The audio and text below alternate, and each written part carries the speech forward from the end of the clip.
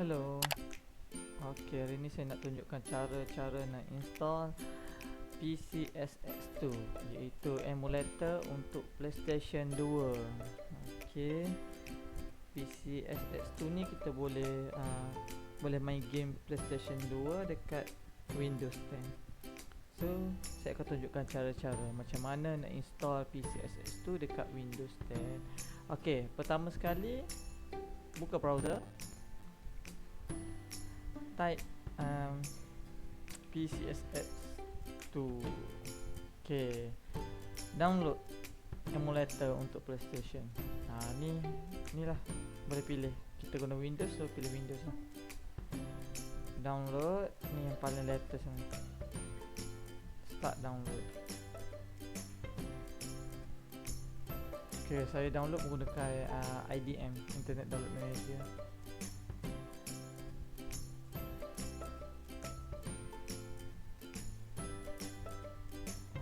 Dan bila dah siap, open je apps tu, kita install dulu. Terlebih apa ni, ignore. Okay, normal installation lah macam biasa. Okay, ni terpulang lah. Kalau nak ada dekat desktop, tik lah. Ni start menu dekat start ni. Okay, next. Ni tempat mana kita nak install. So saya dah tempat yang default lah. Biar default je lah, nak mudah. Okay, install. Okay, run PCSX2. Okay, follow je step dia. Memang mudah. Next je. Okay, ni override. Tak apa. Ni sebabnya sebelum ni saya dah pernah buat installation, so dia dah ada dah sedikit benda-benda yang dah save sebelum ni. So saya nak install, nak tunjukkan cara-cara tu, dia dah lekat lah benda tu. Okay, next. Okay, BIOS ni kita kena download dulu lah, sebabnya kita guna Windows 10. So ni BIOS untuk Windows 10 lah, untuk PlayStation 2 lah, nak main dekat Windows 10. So dekat laman web ni, PCSX2 ni, dia ada BIOS. Cumanya bila try untuk ni masuk dekat sini, dia tak detect. So kita kena cari dekat Google lah, PCSX2. Ni BIOS, PCSX2 BIOS. Cari je. Biasanya okay, sini. Saya download di sini biasanya. Download je. Klik here. Okay, ni dah siap. Extract PS2 BIOS.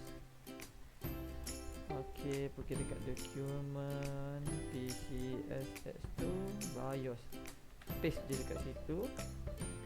Pergi dekat ni, tekan refresh. Ok, tak jadi. Browse PS2 BIOS, select. Ok, ada.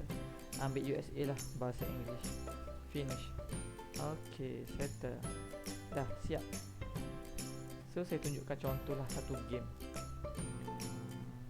Contohnya game yang saya dah download.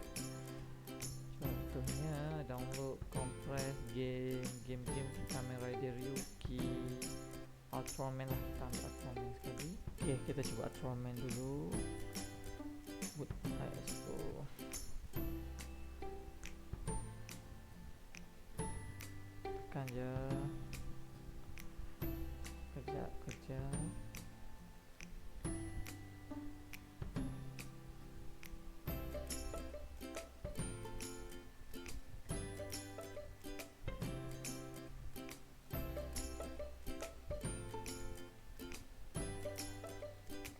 CPU.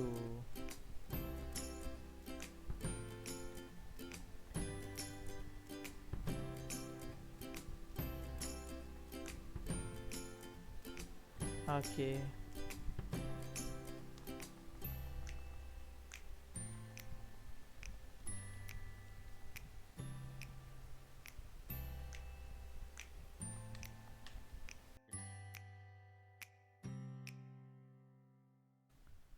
Okay, siap. Jangan lupa subscribe ya.